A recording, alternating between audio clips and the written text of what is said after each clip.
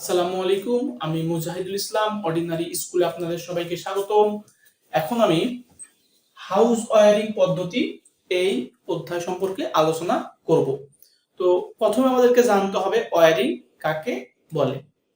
Wiring মূলত হচ্ছে বৈদ্যুতিক লোড সময়ের সাথে উৎসকে বৈদ্যুতিক নিয়মে সংযোগ করাকেই বলা হয় ওয়্যারিং।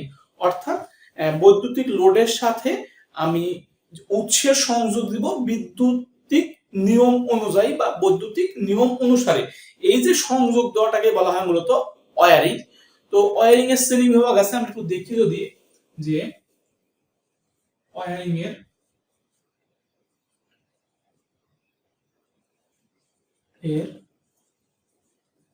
শ্রেণী বিভাগ, তাহলে আমরা বলতে পারি 1 নম্বর ক্লিট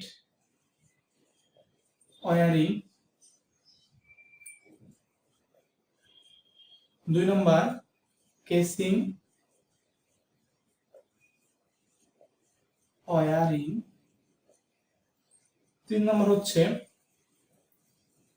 ব্যাটেন ওয়্যারিং বা টিআরএস ওয়্যারিং। এবার হচ্ছে 4 নাম্বার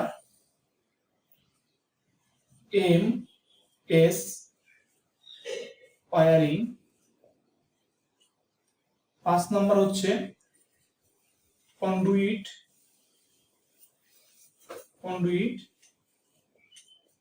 ওয়্যারিং। তো কন্ডুইট ওয়্যারিং আবার দুই প্রকার। 1 নাম্বার হচ্ছে সারফেস কন্ডুইট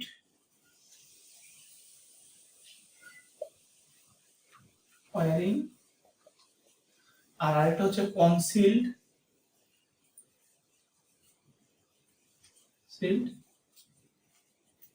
কন্ডুইট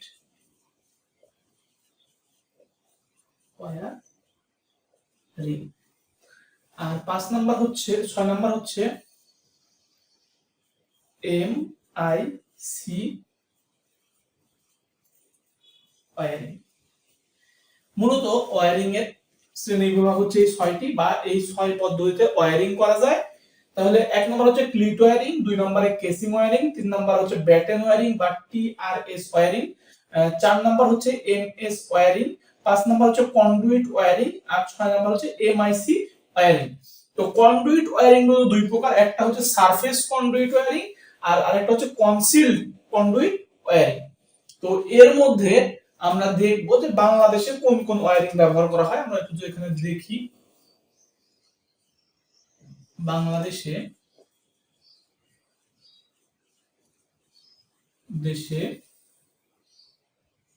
যে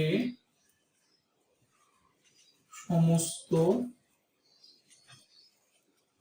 ওয়্যারিং ব্যবহার করা হয়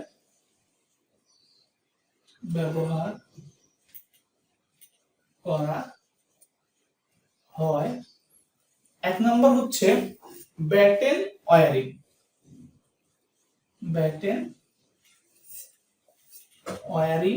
এটা হচ্ছে বাংলাদেশে ব্যবহার করা হয়। আর 2 নম্বর হচ্ছে কন্ডুইট ওয়্যারিং।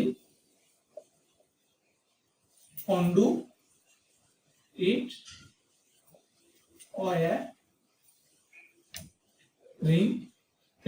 ওয়্যারিং এর প্রকারভেদ আছে। 1 নম্বর হচ্ছে সারফেস কন্ডুইট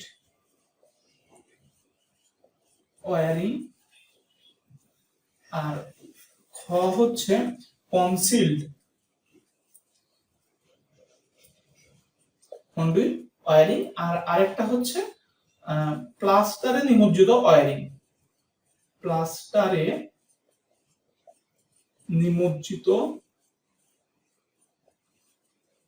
ওয়্যারিং।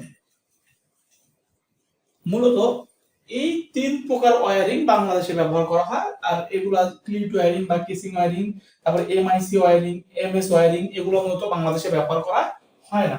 তাহলে আমরা ওয়্যারিং এর শ্রেণী বিভাগ জানলাম এবং কোন কোন ওয়্যারিং বাংলাদেশে ব্যবহার করা হয় এটাও জানলাম। এখন এ পর্যন্তই, আগামী ক্লাসে ইনশাআল্লাহ আমরা বাকিটুকু আলোচনা করব। আসসালামু আলাইকুম।